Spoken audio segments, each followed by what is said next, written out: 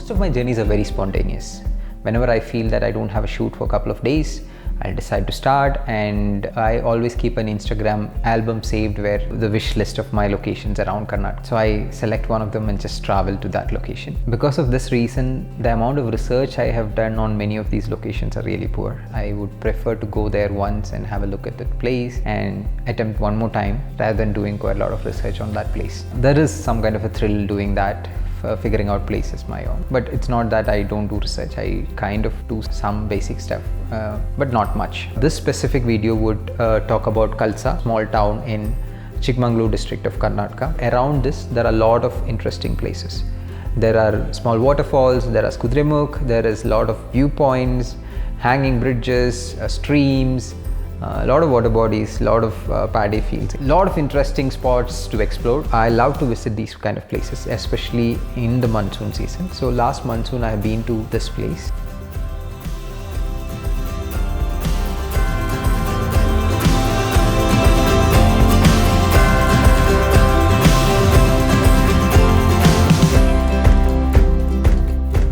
My initial idea was to directly go to Kudremukh.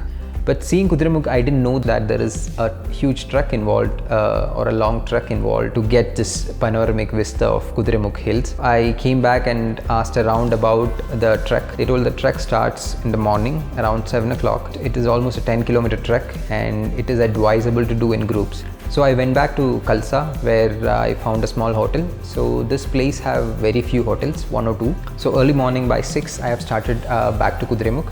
And I have to say that the town was really beautiful in the early mornings. I think that is also something to experience. The waking up of a town or a city, especially in any mountain region, it is really interesting how a foggy atmosphere with yellow ambient lights or yellow street lights, and it's overall there is a tone and there is a volume and atmosphere to that. So it was really interesting to see some of those foggy visuals. On the way I tried capturing a couple of time lapses. Nothing great happened, but there was a lot of paddy fields. There was like these foggy mornings. I was expecting some sunrises. There was no proper sunrise, but I captured some footages on the way. But by the time I reached for the trek, I was already late and people have already left. I decided to do it some other time. On the way I started figuring out different other location where I can travel by car and see. I could see one hanging bridge on near Kudremukh also, and this was another one which is 1 kilometer from the Kalsa town. Most of these places were very deserted. There were not much tourists at the time that I visited.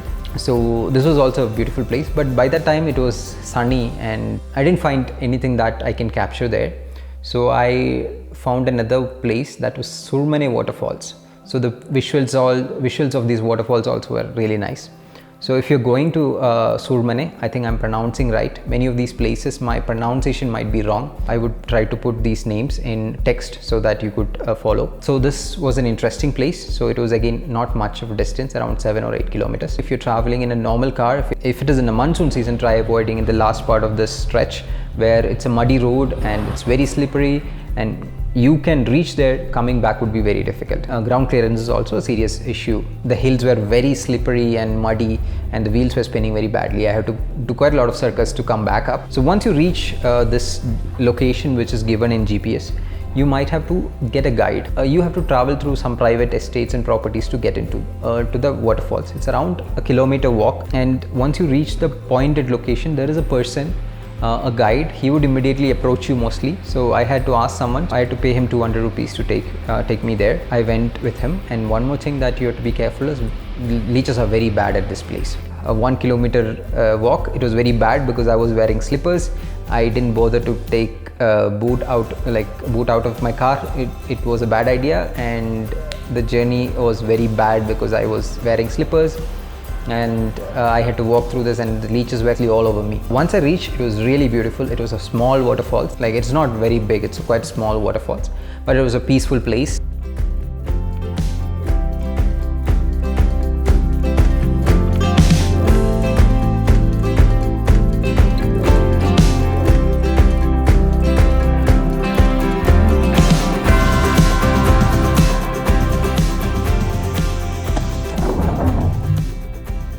After coming back from the hanging bridge, went to a viewpoint. It was really interesting. It was around 20 kilometers away from this, but the roads were really bad. Throughout this journey, what I noticed that just after monsoon, many places had very bad landslides.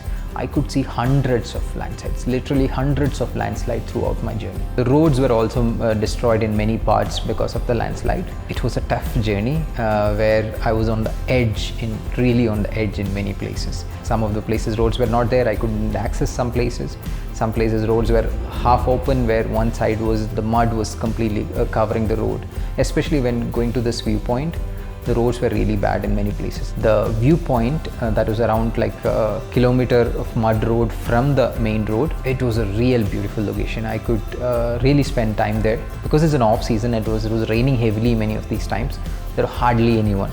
So I could walk around and I could see the places myself and spend the evening there. I think I kind of reached there by afternoon. So I spent almost up to night there. I couldn't get a proper sunset, but it was really beautiful evening.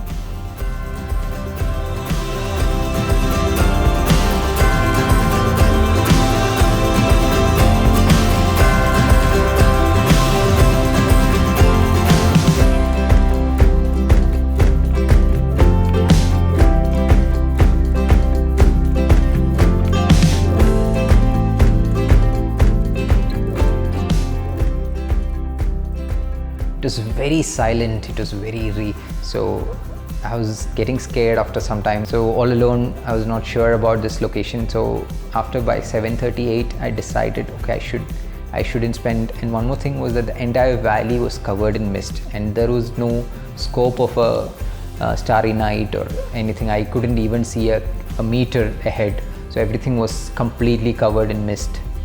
So I decided to move and try to go somewhere else and see that is there any possibility to shoot something in the night. It was very scary to come out of that location because there was no one, and I was always expecting there was something will jump in front of my vehicle. It was that scary for me. So I decided to go back to the previous location that I've been. That's Hanging Bridge. It's inside the town, but it's very dark. I couldn't see anything, and there was mist in the atmosphere. And I'm sure that I could hear like a lot of animal noises, like it's a hanging bridge. After that, I don't know what it is, but is it a small town or is it forest? I'm not sure what it is. So, but I could hear a lot of animals noise from that place. Most of these places, even though I prefer to travel alone, it's scary at these times. So I kept my camera on the hanging bridge and started capturing some time lapses. Again, these night time lapses take a long time. A good time lapse takes 2.5 hours. Every 10 minutes my camera was getting fogged up. So I could capture like 3-4 images were good, then it was foggy, and so I have some images. I could get some images out of it. I didn't get any time lapses. I spent like 2 hours there. By midnight, like I again went back and found a hotel and stayed there. So next day morning, again I wanted to visit the same viewpoint that I've been yesterday night. It's called Maidadi or Maidadi viewpoint. So I spent some time walking around the viewpoint. There is kind of a meadow that you could walk around, and then decided to head back to Bangalore. After passing Hassan, I started to see a lot of windmills. So I just took a diversion towards the windmills and started traveling through these village roads. There are a lot of beautiful villages, lot of things to capture if you're a photographer. So I found a temple, and somebody has posted some pictures of that temple which had all these windmills seen very close. So I marked that point and started traveling towards that. I never knew that windmills produce this much of sound. So this was so close and I could hear these windmills. And it was all around me was windmills, and the sunset there also was beautiful. This is a very unexplored place. This place was really beautiful, so I could capture some sunset, some beautiful windmill footages, and some time lapses.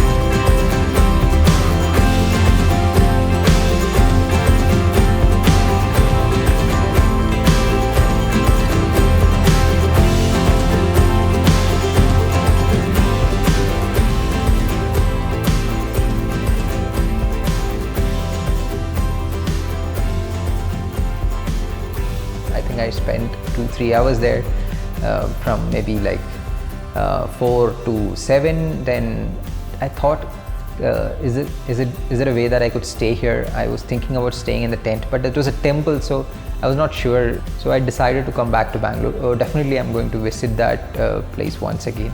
I really want to capture maybe a sunset from there and capture maybe some drone footages from there. So this time I didn't carry a drone with me. So yeah, hopefully next time we'll visit there. After all these things gets over, I'll visit there once again.